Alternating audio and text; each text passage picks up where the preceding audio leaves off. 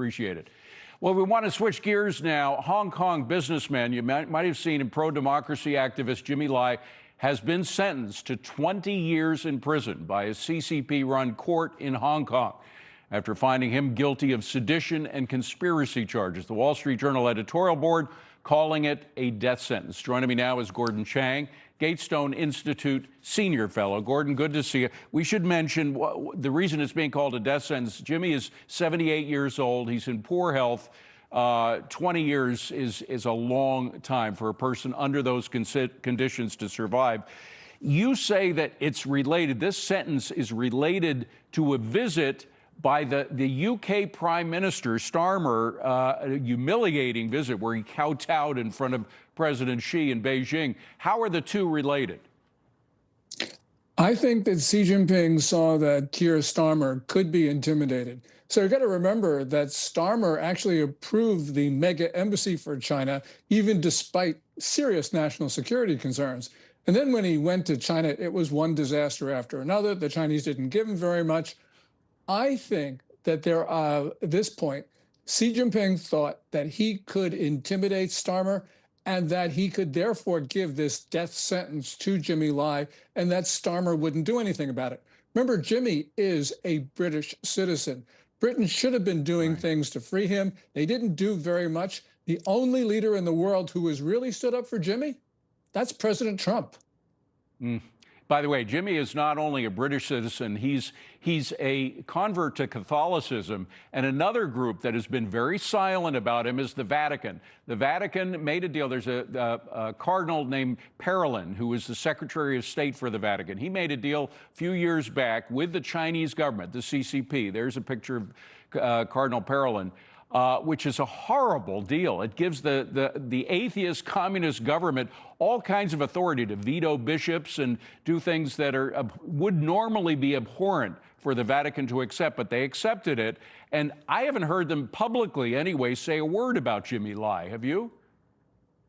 No, I haven't. In 2018, when that deal was first put in place, the Chinese violated about a year afterwards, and the Vatican didn't do anything except extend the deal. And it has driven, I think, Catholics out of the Catholic Church in China. And this is bad because Catholicism and Christianity are extremely popular in China, but the problem is that the church has not supported Catholics. They've been on the side of the Communist Party, and this really has been a debacle, I think, for the Catholic Church in the world's second most populous state. It's just extraordinary because essentially the Communist Party can now interfere with putting their own propaganda into homilies and regular parts of the Mass. They change scripture. You know, it's just a horrendous thing. But what about this mega embassy that they are building in London that apparently Starmer didn't get them to pull back at all on that, if he even asked them? Doesn't that pose a serious threat to security of that nation? It does, because there are sensitive cables that are within 1 meter of what's called the secret basement of the mega embassy. And Starmer could have withheld approval for the consolidation of China's diplomatic outpost in that embassy, which is in the heart of London. And this is something that President Trump and a number of other leaders around the world thought that the British should not approve of. So, you know, Xi Jinping basically said to Starmer, if you don't approve it, you're not coming to Beijing. And by the way, when he went to Beijing, he just humiliated himself. So the Chinese got a twofer. But at this point, I hope that the British government will withdraw that approval because everybody is against it except for Starmer. Just swirling back to Jimmy Lai for a second, you mentioned President Trump. Is President Trump trying to link any kind of deal in particular with the freedom of Jimmy Lai? Has he broached the subject to his Chinese counterparts? Well, those discussions have been private, David, but I think that President Trump has.